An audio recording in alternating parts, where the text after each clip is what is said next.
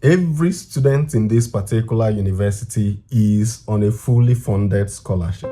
Everybody. And I want to talk to you about that particular university and the uniqueness of the opportunity that you may be overlooking or not paying attention to. This is Academy of Scholarships and Transitions. Welcome back if you are a returning viewer, and if this is your first time, go ahead and hit that subscription button right there. Now, there is a school named King Abdullah University of Science and Technology, and guess where the school is located? This particular university is located in Saudi Arabia, and it was built by the late king of the kingdom. The school is so good that professors are leaving their jobs in the United States, in Germany, in Italy, in the United Kingdom, and heading down to the school.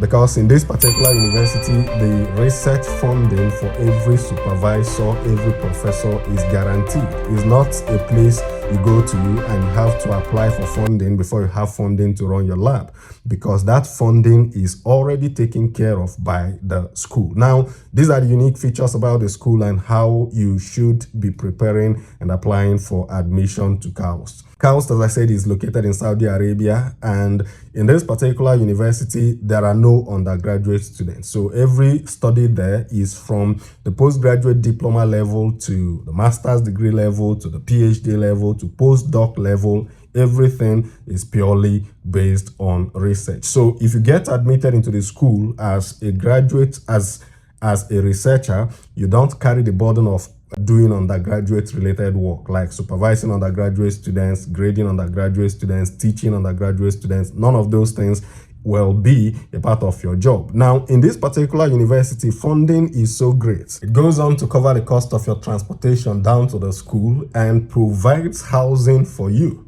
In fact, the size of the houses they provide for you is dependent on the family and on the size of your family.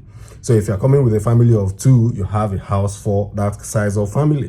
If you're coming as a single person, you have a house that is for your single life. Now, the school gives a very handsome stipend, and remember, you're not paying any tuition at all. Your housing is covered, and they even go and the school even goes ahead to provide bus transportation services between the location of the school and the city where the school is located. Now, for those of you who might be wondering, Saudi Arabia, how am I going to survive there? I want to just mention to you that within the environment of the school, there is quite a big community of international students, because the school is open to students from across most, if not all, parts of the world. So it's a very good international community within the school, and there is no strict implementation of Islamic law within that particular university. The school is open practically to people from all parts of the world and to people from different regions of the world, different religion, anything, so long as you can demonstrate academic excellence. What are the requirements? First of all, I would say that if you are interested in applying to the school, you need to reach out to a supervisor first.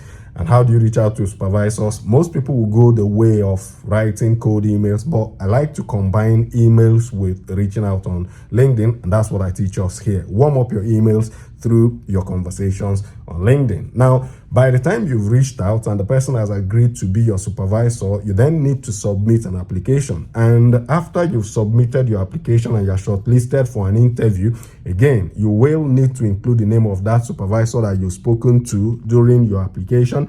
And after you have submitted that application, you go through 2 sets of interviews. The first one being an academic knowledge interview. That's the technical part.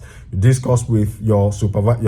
You have an interview with your supervisor and maybe one other person who could potentially be your co-supervisor. If you are successful, then they will make a recommendation to the admission committee, which would then reach out to you, I think in combination with the human resources or people management department, to run another interview. If you are successful in that second interview, then you have an admission. And once the admission comes, it covers everything like I already mentioned. The requirements: you will need to submit a research proposal that practically aligns with one of the areas that you're supposed